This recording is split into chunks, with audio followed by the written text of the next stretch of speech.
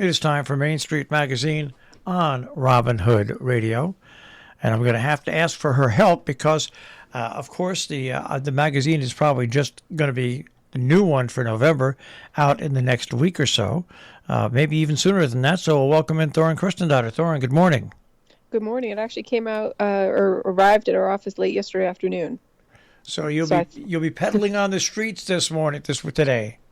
Libby and Ashley sure will. Libby started last night. She was spotted in Copic. All right. You know, that must be, I hate to say this, but how many magazines do you print?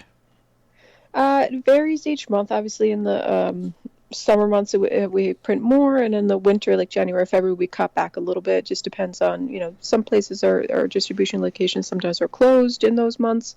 And then, in the higher traffic months, there's a lot more people around. It has to, people don't always put two and two together, but the fact that like in the winter a lot of us buckle down, don't go out as much, so less people are out picking them up, so that's why we do that. But we go anywhere from 45 to 55 or 6,000 copies. So now folks, imagine you got to deliver those. Well, that's what I'm getting to. This is not like delivering newspapers is tough because it's early in the morning, but they're newspapers. This is a heavy magazine. yeah So do they go into a special training period? Well, Ashley has been with me since, even before day one. So she and I actually in the very beginning for many years delivered just the two of us. Libby's been with us quite a few years, but she knows the magazine well because she's been doing photography for us, and she has been writing the recipes for us the last few years. So she, understands us well, and so she really loves delivering. She loves meeting people when she's out and talking to them. People actually recognize her now, so sometimes she'll report back that they run up to her, snag them out of her hands, they recognize her car. And then it was last month she was delivering at Paley's Market, and this woman came up to her and grabbed a magazine from her and said how much she loves it and loves the recipes, not realizing that Libby's the one who writes the recipes. So Libby was tickled pink about that. And come to find out a little later, the sales lady at Paley's was like, "Do you know who that was?" And Libby's like, "No." And she said, "That's actually a very famous person." And so Libby was, very excited that she was complimenting her. Oh, she was also complimenting the covers, most of which Libby has taken as well. So it was kind of nice to hear that. I bring this up because people don't realize, like in radio, that people think that, okay, Marshall, you work from 6 to 9. No. They don't realize behind the scene what goes on when you want to publish. When you want to run a radio station or when you want to publish a magazine. Yeah, there's all the publishing work, but there's like getting deliveries done, making sure that you get it to the printer. I mean, there's a lot of things that have to be done that people don't necessarily think about when they see the finished product. A lot of little steps, and as Kirk Neller of the Neller Insurance Agency told me many years ago, he's like, "Thorunn, if it were so easy, everyone would be doing it." And I think that applies to everything. But it is a lot of little steps, little details that make a big difference. And, deliveries are certainly a thing. Libby and Ashley have been waiting, for a few days too, so they can organize and, and check the weather. And, we have to factor that in. And if it's, on a Tuesday when a lot of stores are closed, if it's windy, we can't go out. We don't want to leave the magazines out. If it's raining, we're not going out. But that impacts the date, because we want to get them out as soon as possible. So, all these things matter. And like with COVID, a lot of places were closed or didn't want magazines, so we had to pivot a lot. So it's like these, things that you don't even think about that do impact it, just like it does in the radio, I'm sure. Well, the funny thing you said is when we started 12 or 13, I'm losing track, 12 or 13 years ago, people said, "What are you starting a radio station for? Somebody can come in." So we said, no, you don't understand. Operating a local radio station, no, nobody's going to come in and try to do that because it's too much work, too much setup, and it's not inexpensive. And since we've been on the air, as a matter of fact, 2 radio stations left our area and relocated to other areas. Like one radio station is now carrying WAMC, and one radio station moved to Rhinebeck simply because it's a lot of work and it's a lot of money, and there's not necessarily a huge return. Right. on that money. You really have to to start a business like this and to run a business like this. You really have to care about the area. You do. It's not a thing where, wow, I'm going to start a magazine and get rich. It's just not that way. Yeah, you're right. All right. No, Well, I want to get to one story that we didn't cover from last month, and yeah. that is the story called "Rich in Resources."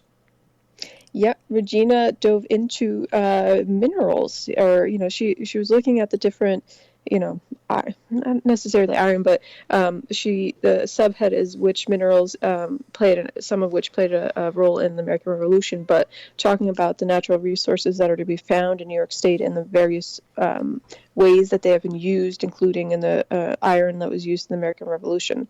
I remember studying iron and all this, in school as a kid, and I thought it was kind of boring. But, reading Regina's story and looking at things through that scope, it's very fascinating to see how much comes from here and what a difference it does make in various aspects of, history and today even. Well, I always say when when you look back at the history of our area, the things we produced back in the beginning of the industrial age, the trees, the cannonballs, you name it, are all there, and also the art colonies that dotted our area, and famous writers, and this area has always been known as being a vacation area, and if people were to be able to travel back in time and know the vacation resorts that really dotted this area. And Amenia had Lake Amenia, which was a cottage community that lived around Lake Amenia. Really, and when you talk about natural resources, well, Connecticut has a lot, but you take a look at New York, and it's the same thing. New York, the natural resources and the things that make our area, that have made our area possible to be what they are now, are truly amazing. Mm-hmm. Yeah. And we've got the beginning of the Berkshires in Massachusetts, the mountain range, the Adirondacks in New York. I mean, it really is an area that has just an amazing amount of history and, like your article says, resources. It does. And funny, we were talking about the specific resources. One thing that I learned, I don't know, 15, 20 years ago that I never knew, that has always stuck with me because I thought it was so interesting, was from, the Hudson River, how they used to cut out ice and send it south in the wintertime, and how they used it way back in the day for the early refrigerators. You can look back in Salisbury Association history and see in Lakeville Lake, they were cutting out huge chunks of ice, and then they would bring them to these barns, and they would be covered with straw. Yep. And then you're right. Then they would be shipped out and used elsewhere. It was just one of the facets. And the railroads that ran through this area, that were hubs for people to get from New York to Boston, and it's really our area really is absolutely amazing. And if you're born here and you lived here all your life, you might overlook it, but it really is an amazing area. So what do you have coming up for this month? Some of the things we might chat about next week? The November issue is our art and design issue, so our stories really focus around that. I told you last week that our center spread is that of Tim and Silda, Tim Jones and Silda Spitzer, and talking about their artistry. Some people might know Tim from Pine Plains and Stissing Design. We had a story on him, an artist profile on him many, many years ago, but this is about his and Silda's collaboration. Silda used to be the First Lady of New York, as some might remember, but it's talking about their large sculptures and their collaboration and how they met and formed this relationship. Then our entrepreneur feature of the month is that of EJ Home and Design. They are kind of design and build team of three. And let's see what else. Can't wait to hear what you think of Libby's recipe this month. It's a pumpkin chiffon pie. And I think that sounds we tried it, and I will say I'm not huge on pumpkin anything, but it was really good, and the crust on it was fantastic. Well, the funny thing about pumpkin is when I'm not a huge pumpkin, like all these lattes and stuff like that, it doesn't contain pumpkin. It contains things that are meant to taste like pumpkin. And even Yeah. when you eat pumpkin pie, 9 times out of 10, the pumpkin that's in that pie is mixed with something else. Even in pure pumpkin pies. But I love pumpkin pie. So but the pumpkin chiffon thing, I'm just getting into baking. I Okay. started making some tarts. I looked at your recipes and I hate trying to make the flour.